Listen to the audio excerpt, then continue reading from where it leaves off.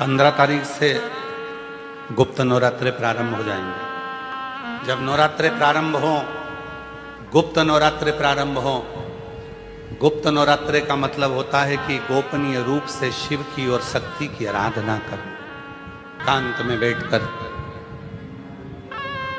कहीं मत जाओ, तुम्हारा मन करे गुप्त नवरात्रे में 24 घंटे में से अगर 5 मिनट निकाल लो और 5 मिनट बैठकर कुछ मत करो। अपने हाथ में भी अगर एक गुप्त रुपया, कोई सिक्का, 1, 2, 5, 10 जो भी सिक्का तुम्हारे पास में हो, चांदी का हो या 1 रुपया का हो या सोने का हो या हीरे का हो, जो भी हो तुम्हारी मर्जी, या अपना ये रुपया जो आप लोग आरती में चढ़ाती हो, कोई सा भी 1 रुपया अपने हाथ में रखकर बेलपत्र के साथ अगर प्रतिदिन शिव के मंत्र का जाप करती हो और माँ आदिशक्ति के नाम का एक दीपक शिव के मंदिर में अगर लगा देती हो, या देवी के मंदिर में शिव के नाम का दीपक लगा देती हो, और वो रुपया, वो बेलपत्र 9 दिन तक अपने हाथ में रोज रखना है। 5 मिनट रखो,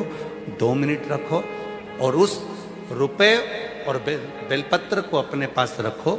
9वां दिन पूर्ण हो, बेलपत्र शिव को समर्पित कर दो और वो रुपया शिव जी को स्पर्श कराकर वापिस अपने हाथ में लेकर अपनी अलमारी में या तिजोरी में रखो। वो गोपनीय गुप्त नवरात्रे आपकी जीवन में ऐसी संपदा देता है कि जीवन में बेबहों की कमी नहीं। शिव और शक्ति, इन दोनों की साधना, उन दोनों की साधना। गुप्त नवरात्रे ये नहीं कर सकते तो थोड़े से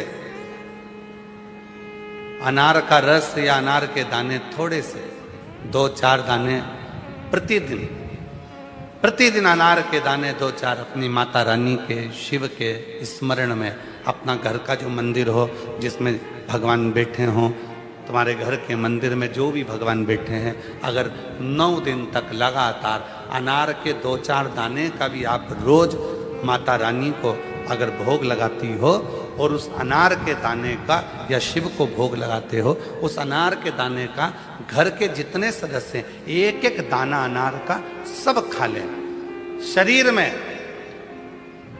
रोग कैसा भी हो, वो रोग समाप्त होकर ही रहता है। गुप्त नवरात्रे शिव और शक्ति की आराधना के होते, शिव और शक्ति। गुप्त नवरात्रे के लिए कहते हैं कि अगर इस गुप्त नवरात्रे के अंतर्गत 9 लाल फूल,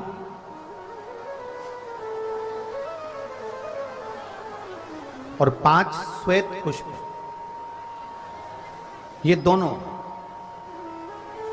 लोग कहते हैं गुप्त नवरात्रे में हम देवी की आराधना करें, गुप्त नवरात्रे में हम भगवान की आराधना करें, पर शिव महापुराण की कथा कर रही है, भगवान शंकर का चरित्र कथा है।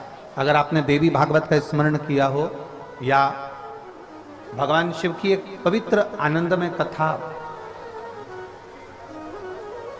स्कंद पुराण के काशी खंड में अगर सुनी हो, या उसमें भी नहीं पढ़ पाए हो, तो शंगी ऋषि के चरित्र में आता है, शंगी बाबा ने वर्णन किया है कि किसी भी स्थान पर, किसी भी स्थान पर यदि हमारे घर में 2 शिवलिंग है, नहीं है, तो किसी अपने घर के गमले में, बगीचे में 2 पार्थिव लिंग का निर्माण करें। 2 पार्थिव लिंग, उसमें एक शिवजी का स्मरण करें और एक में माता पार्वती जी का स्मरण। देवादिदेव महादेव के 2 स्वरूप, 2 लिंग प्रकट कर एक पर 9 पुष्प लाल और एक पर श्वेत पुष्प 5 समर्पित करें, बाबा की आराधना करें, घी का दीप लगाएं, पूजन करें, और बाद में उन शिवलिंग को, उन पुष्पों को विसर्जन करें। किसी भी नदी में, तालाब में, बावड़ी में अगर वहां नहीं विसर्जन कर सकते हैं तो किसी वृक्ष के नीचे उनका विसर्जन कर दो। पर ये नवरात्रे, ये जो गुप्त नवरात्रे हैं, इस माघ महीने में जो गुप्त नवरात्रे आती है, इसी के अंतर्गत इसका पूजन है। एक बार हमने पहले वर्णन किया था, जिसके यहाँ संतान नहीं होती उसके लिए भी पहले इस माघ महीने में जो गुप्त नवरात्रे आते हैं उसका स्मरण कराया था। कैलाशी अविनाशी है शिव तत्व का है। आप जिस भाव से आप भगवान को रिझाते हो, भगवान उस भाव से अपने भक्तों के करीब पहुंचता है। भक्तों के यमुना जी ने पार्थिव शिवलिंग का निर्माण किया। केवल चाहे गुप्त नवरात्रे हो चाहे सर्व नवरात्रे हो, केवल देवी की आराधना कर रहे हैं और सोचें कि हम माता जी की आराधना कर रहे हैं और माता जी हम पर प्रसन्न हो। शिव महापुराण की कथा कहती है, कोई सी भी नवरात्रे में अगर आप शंकर भगवान की आराधना के साथ देवी की आराधना करेंगे तो शिव महापुराण की कथा कहती है महादेव शिव और शक्ति दोनों ही कृपा जरूर करते हैं। ये निश्चित है, निश्चित है।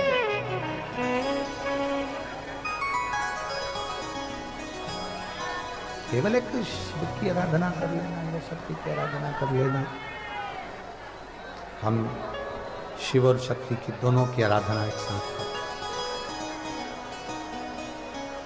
हम शिव और शक्ति की दोनों की आराधना,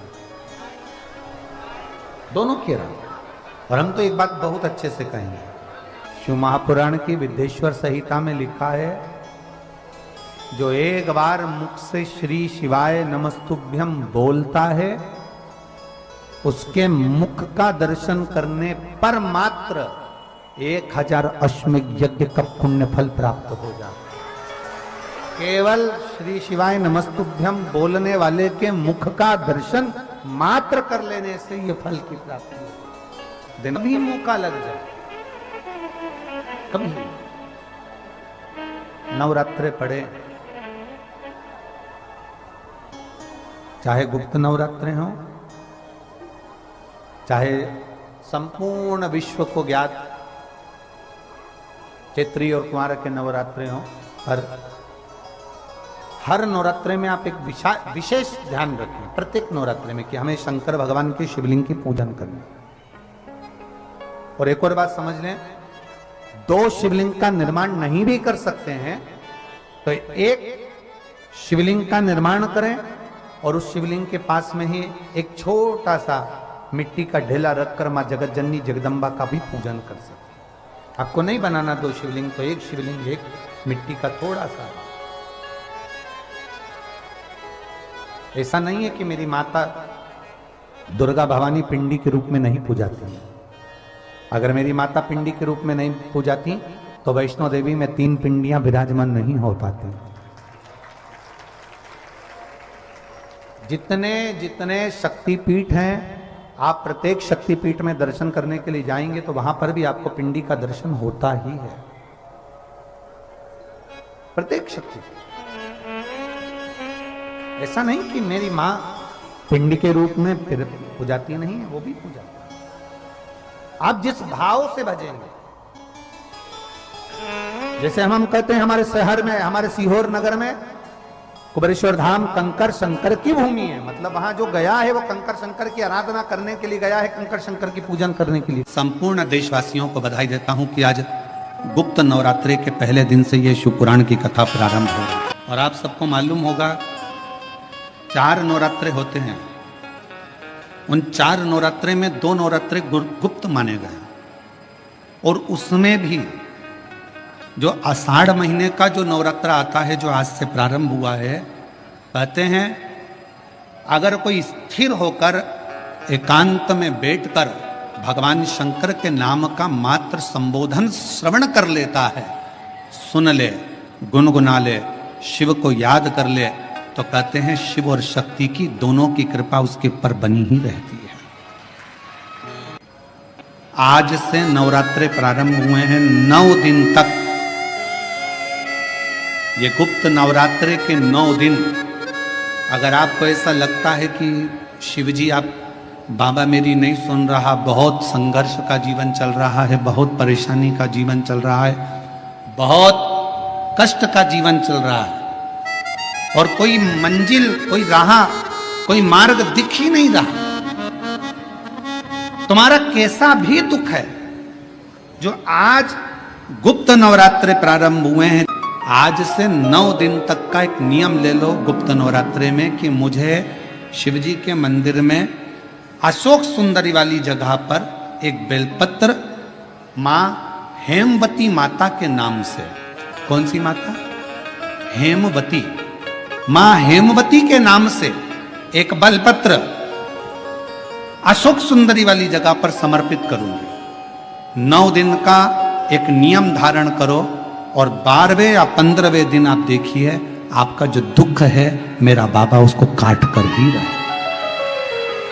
गुप्त नवरात्रे जो आज से प्रारंभ हुए हैं, गुप्त नवरात्रे जो आषाढ़ महीने का ये गुप्त नवरात्रा है, इस नवरात्रे में हेमवती माता का स्मरण करना, एक बेलपत्र का पूजन करना या एक बेलपत्र के वृक्ष के नीचे आप 9 दिन तक भी, अगर मंदिर तक भी नहीं जा सकते, मंदिर में आप बेलपत्र रखने नहीं जा सकते, तो आपके घर के आंगन में, द्वारे पर, बगीचे में, आपके घर के पास अगर कोई बेलपत्र का पौधा है, वृक्ष है, उस बेलपत्र के वृक्ष के सामने एक बेलपत्र का पत्ता रखकर भी अगर आप उस पर जल चढ़ा रहे हैं या पूजन कर रहे हैं हेमवती माता के नाम से, तो उसका फल आपको मिलेगा।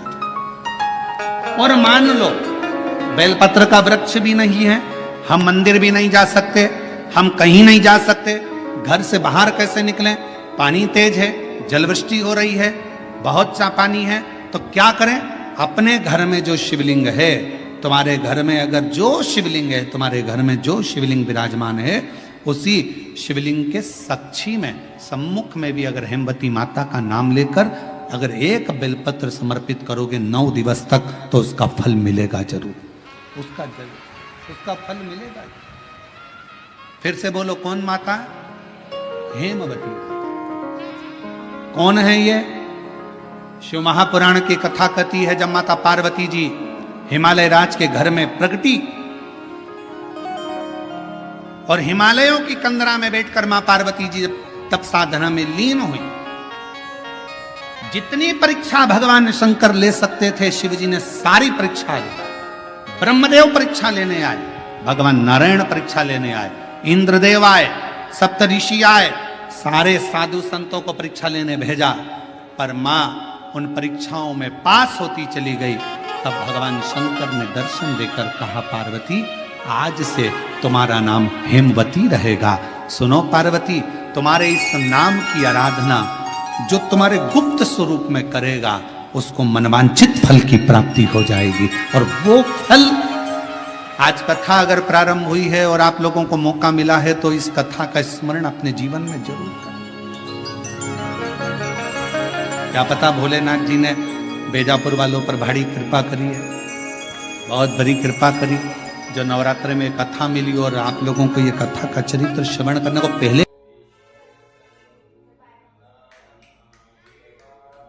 कल उसी घड़ी उसी क्षण शिव ने कहा, पार्वती आज तुमने पूरे कैलाश को सेट कर कर जमा कर उनका भरण पोषण किया है, जो तुम्हारे नाम का उच्चारण करेगा वो कितना भी बिखरा हुआ क्यों ना हो, हृदय से टूटा हुआ क्यों ना हो, उसकी दुकान, उसका व्यापार चाहे कितना भी बिखर गया हो, अगर प्रतिदिन एक दुर्वा वो चंद्र घंटा के नाम से अगर मुझे समर्पित करेगा, तो उसका घर, परिवार, व्यापार मैं खुद सेट करते चले जाऊंगा, जमाते चले जाऊंगा। तो ये नाम कोई साधारण नाम नहीं है, चंद्र घंटा का नाम। नवरात्रि में जितनी शंकर की आराधना कर सकते हो उतनी करो। शंकर की आराधना करने से नवरात्रि में शक्ति का बल बढ़ता।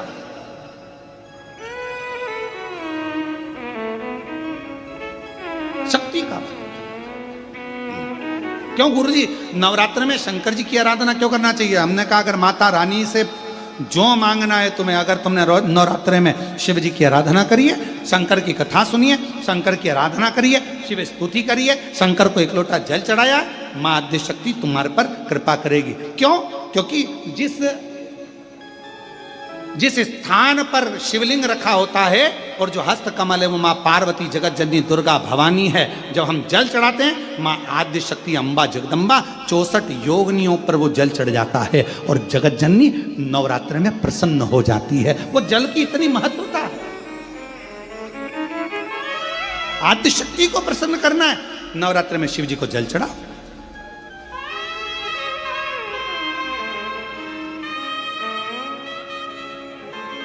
कोई बेटा बेटी है, कोई एग्जाम दे रहे हैं, कंपटीशन एग्जाम में बैठ रहे हैं, सर्विस के लिए जा रहे हैं, नौकरी के लिए जा रहे हैं, नौकरी नहीं लग रही है, हम कहेंगे लाल पुष्प की पत्तियों को प्रत्येक किसी भी नवरात्रि के अंदर, नवरात्रि के अंतर्गत 9 दिन का तुम नियम बना लो। जैसे कई माताओं का नियम रहता है, मेरा व्रत है, मैं दूध पर, एक गिलास दूध पर व्रत करूंगी, मैं नंगे पैर चलूंगी, मैं ये व्रत करूंगी, मैं वो व्रत करूंगी। मैं बेटा बेटियों से कहूंगा, नवयुवक बच्चों से कहूंगा, अगर आप कंपटीशन एग्जाम में बैठ रहे हो, अपनी पूरी मेहनत करो, पूरा परिश्रम करो, रात दिन एक करो और लगे रहो। और 9 दिन तक नवरात्रि में 9 लाल फूल की 9 पंखड़ियां या 9 कोई भी चावल लाल कलर में कर कर, कुंकू में कर कर, अगर माँ जगत जननी के मंदिर में नहीं जा सकते, माँ भीड़ रहे तो शिवलिंग की जो जलाधारी है, जहां पानी गोल घूमता है, इस जलाधारी पर कहीं पर भी नवरात्रे में 9 दिन तक या तो लाल फूल की पंखड़ी 9 या 9 चावल के दाने लाल कलर कर कुंकू में, लाल चंदन में उस स्थान पर चढ़ाना प्रारंभ करो। 9 दिन के बाद तुम्हें 15 दिन और निकलेंगे, उसके बाद तुम्हें खुद लगेगा कि तुम्हारी जॉब, तुम्हारी नौकरी तुम्हारा बाबा ने लगाया है। शक्ति का बल, परिश्रम जरूर करना, मेहनत जरूर करना, रात दिन पढ़ाई एक साथ करना और अपने परिश्रम को नहीं छोड़ना। मेहनत जरूर करो पर साथ में ये प्रयोग भी करो नवरात्रि का।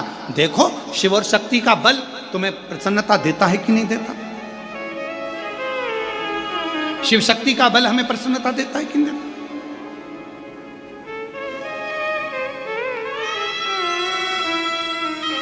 अब कई लोग ऐसे होते हैं, हम नवरात्रि आई है, माता रानी को भज रहे हैं, जगत जननी दुर्गा भवानी को भज रहे हैं, पर शिव जी के मंदिर तक नहीं जा रहे, समय नहीं मिल रहा मंदिर जाने का, क्योंकि माता जी के मंदिर जाते हैं, माता जी को प्रणाम। अरे उस शंकर को पहले भजो, सवेरे उठते से ही पहला 1 लोटा जल शिव को, क्योंकि उसी के माँ जगत जननी हस्तकमल पर जल जाना जरूरी है। शंकर का चढ़ा वो हमें फल प्रदान करे, सुख दे, आनंद का दे।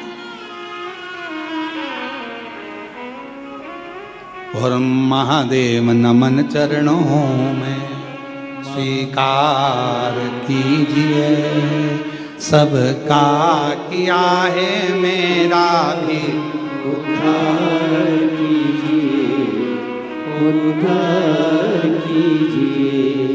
हे त्रिपुंडधारी, हे त्रिशूलधारी, हे त्रिपुंडधारी, हे त्रिशूलधारी। आप भजो।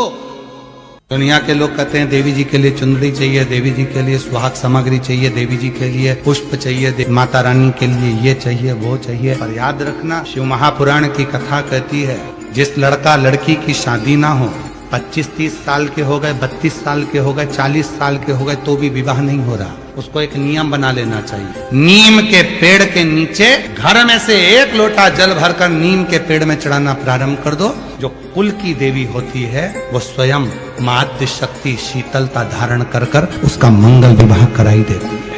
एक बेलपत्र में इतना बल होता है कि 64 योगिनियां, 33 कोटि देवताओं की धर्म पत्नियां, देवियां, 64 योगिनियां, देवियां, सारी सिद्धियां, निधियां, सब बेलपत्र के इस पत्ते के दोनों पत्ते और पत्ते के बीच में जो डंडी होती है, जो बची हुई जगह होती है, सारी निधि, सारी सिद्धि और सारी देवियों का स्थान होता है।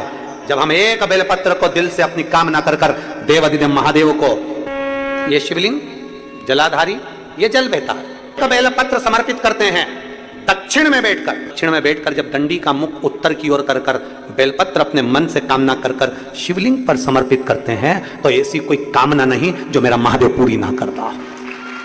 या चैत्र नवरात्रि में, शरदीय नवरात्रि में, आषाढ़ी नवरात्रि में,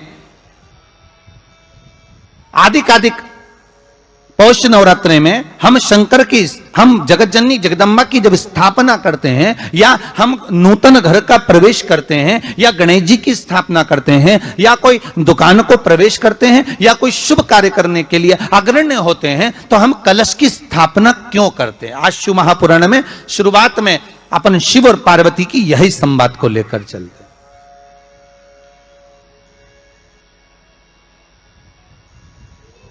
आखिर कलश में ऐसा क्या है? कलश के अंदर आखिर ऐसा क्या विराजमान है कि 33 कोटि देवता उस कलश के अंदर आकर बैठ जाते हैं महाराज?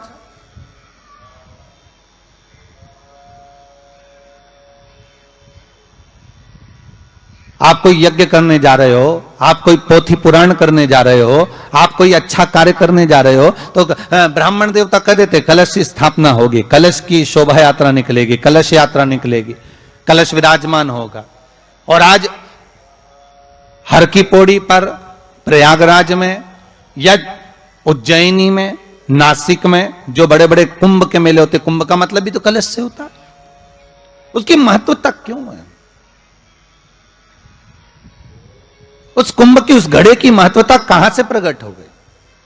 शिव महापुराण की कथा कहती है महाराज, भगवान ओघड़दानी शंकर स्वयं आद्य शक्ति जगदम्बा से कहते हैं कि जगदम्बा तू क्या चाहती है बोल। तो जगत जननी जगदम्बा कहती है कि जहां मैं हूं वहां शंकर है, ये आपने कह दिया, पर जहां शंकर है वहां पार्वती का होना जरूरी है। उसके लिए सिद्ध करने के लिए एक स्थान ऐसा बनाया जाए जहां पर शंकर विराजमान है और शंकर के साथ पार्वती विराजमान है। तो शिव जी ने कहा पार्वती, उसके लिए मैं तुझे एक सुंदर कलश का निर्माण कर देता हूं।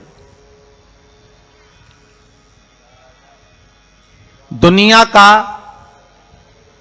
रचनाकार, दुनिया की रचना करने वाले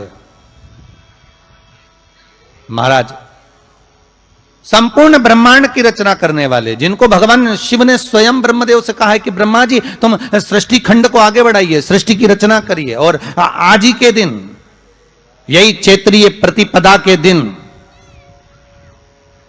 यही इसको कहते हैं नया संवत्सर, नया वर्ष। हिंदू धर्म में क्यों कहा जाता है? आज ही के दिन ब्रह्मा जी ने महाराज सृष्टि की रचना करना प्रारंभ करा था। आज ही के दिन भगवान शिव और ब्रह्मा का संवाद हुआ था। सीधे भगवान शंकर ब्रह्मदेव के पास जाकर बोले थे, हे ब्रह्मदेव आप सृष्टि की रचना करिए। तो ब्रह्मा जी ने पूछा था, सारे नक्षत्र आपने बनाए, सारे दिन आपने बनाए, सारी घड़ियां आपने बनाई, सारा पल आपने बनाया, मनुष्य की श्वास गिनती, काउंटिंग, अर्थात मनुष्य के शरीर की रोमावली, ये सब आपने निश्चित करी है। सभी देशवासियों को, संपूर्ण सनातनियों को कंजका पूजन, कन्या पूजन, मां देवी आराधना, अष्टमी, नवमी सबकी बहुत बहुत बधाई देता हूं।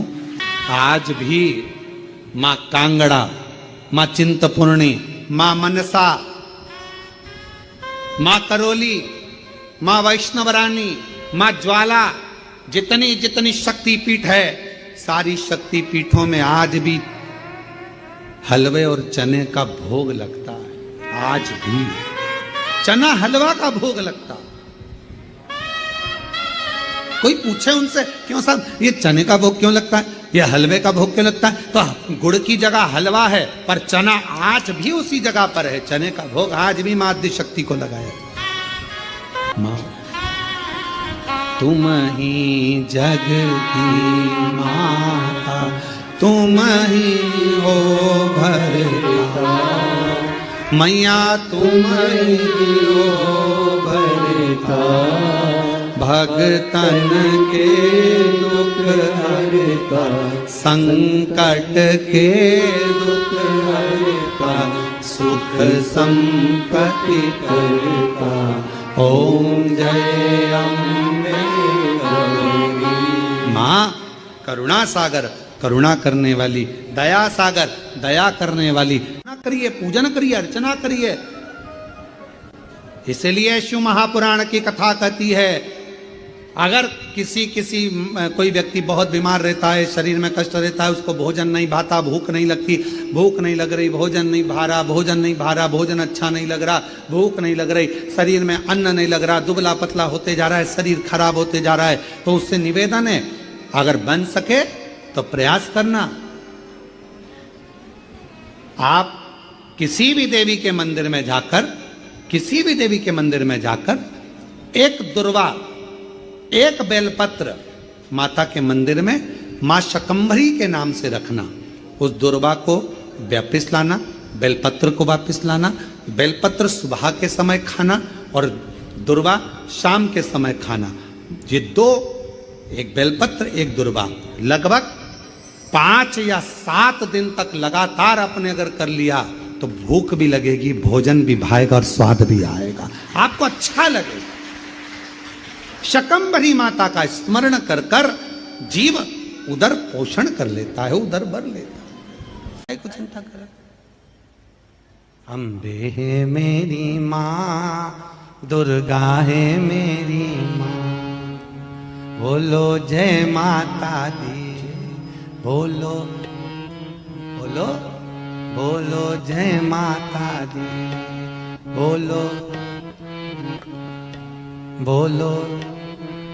वो साधारण नहीं हो सकती महाराज, सहज नहीं। कि मन मेरा मंदिर, आंखें दिया बाती, होठों की है तालियां, रोम फूल बाती, रोम रोम जीवा तेरा नाम पुकारती।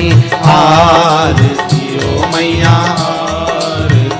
शेरा वाली है माँ तेरी आरती, लाटा वाली है माँ तेरी आरती। ओ मन मेरा मंदिर, आंखें दिया बाती, होठों की है तालियां, रोम फूलवाती, रोम रोम जीवा तेरा नाम पुकारती। आरती ओ मैया, आरती ओ तेरा वाली है माँ तेरी आरती, ओ लाटा वाली है माँ तेरी आरती, ओ कमला रानी है माँ तेरी आरती। ओहो